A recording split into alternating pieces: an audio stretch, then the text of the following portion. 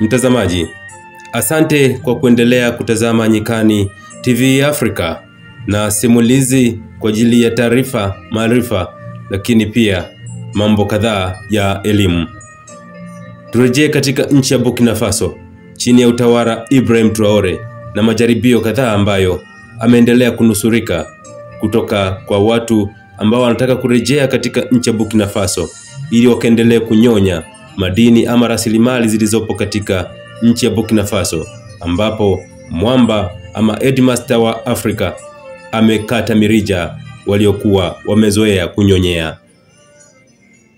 Leo ni kusimulie jaribio ambalo lilipewa jina la kimbunga cha mauaji.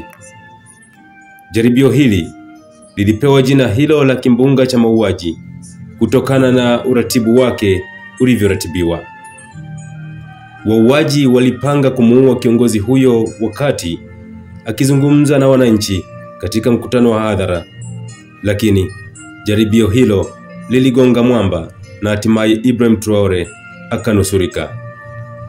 Ilikuwa hivi: mipango ya manyang'au hao ilijulikana mapema na intelijensia ya Burkina Faso kutokana na baadhi waliokuwa wameshirikishwa katika mpango huo kufichua njama za jaribio hilo na kuwasilisha kwa walinzi wa Ibrahim Traore, ambapo wapanga mipango hao wakakamatwa kabla ya kutimiza mipango yao ovu dhidi ya Rais Ibrahim Traore.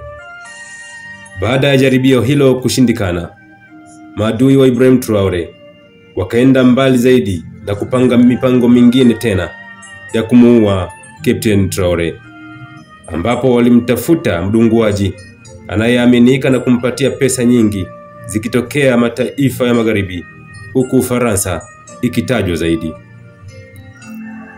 Muuaji huyo alitakiwa amuue Traore akiwa katika maeneo ya makazi yake, hivyo akatafuta eneo zuri la kuweza kufanikisha ushenzi wake huo.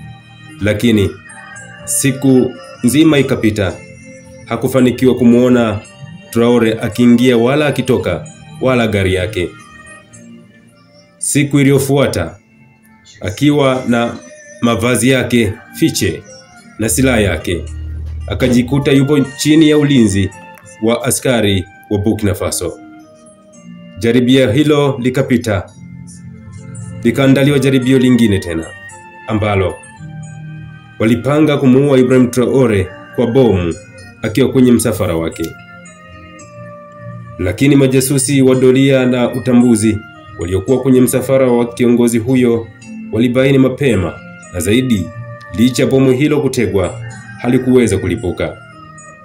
Ibrahim Traore anasakama kwa sababu amekata mirija ya mabeberu kuibiwa madini Burkina Faso, ambapo walizoea kula bila kunawa na kuiona Burkina Faso kama shamba la bibi yao.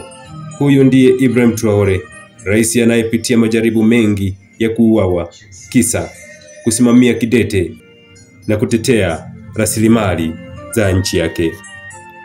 Mtazamaji, karibu kwa maoni yako nawe hapa Nyikani TV Africa kwa ajili ya kupashana maarifa na taarifa. Unazungumziaje kuhusiana na mwamba huyu Ibrahim Traore, rais wa Burkina Faso huko Wagadugu? Hii ni Nyikani TV Africa na langu jina ni Godoni Kalulunga.